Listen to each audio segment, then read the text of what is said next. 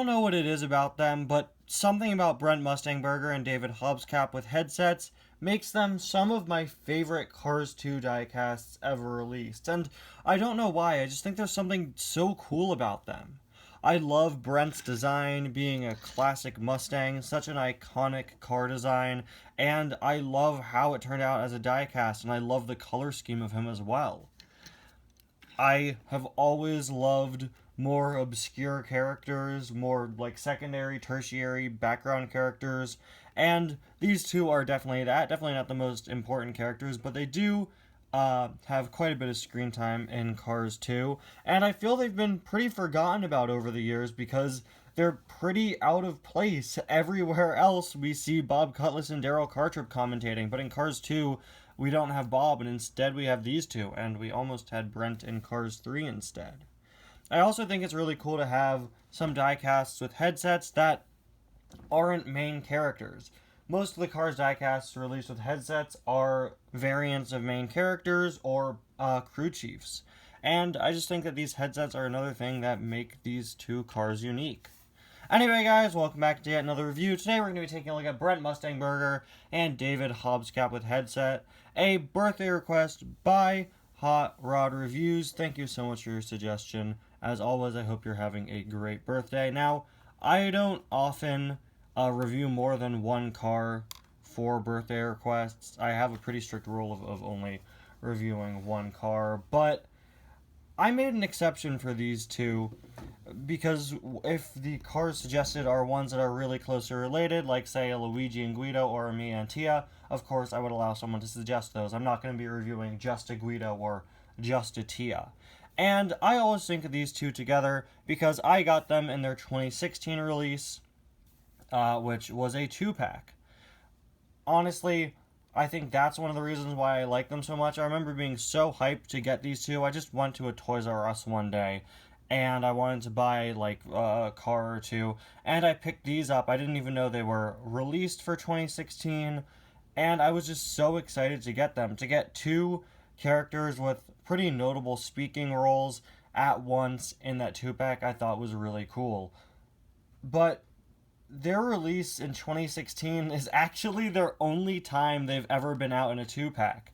The rest of their releases have been singles. Most of the times they've been released, they've been singles for some reason, and I don't know why. But since these two are forever linked in my mind for being in that 2-pack back in 2016, I accepted the request to review them both.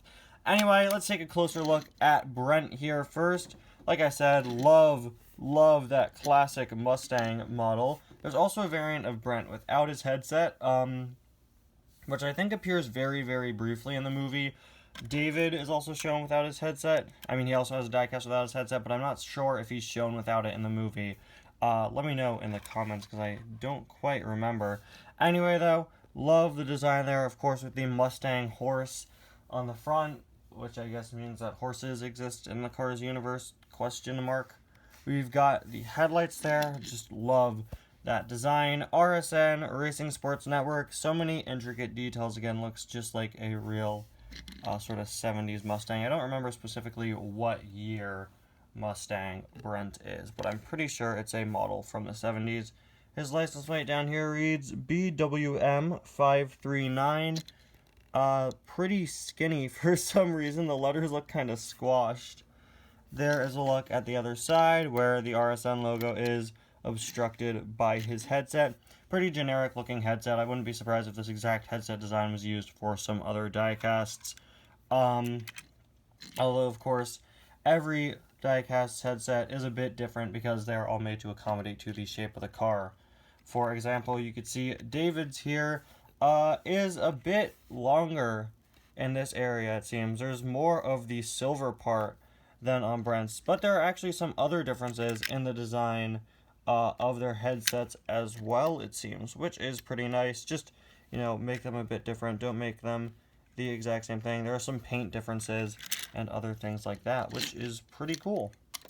David here, definitely the lesser known of the two, I guess I'd say. Very unique model, although it's a model he shares with a few other cars, I believe some background characters from England in Cars 2, and also I want to say Leland Turbo uses this mold as well in sort of a reddish maroon color. Very interestingly painted headlights there. Got his smile down there. I've never really taken a good look at his mouth. Now that I see his full face, it's kind of creepy. Kind of looks like a frog, though.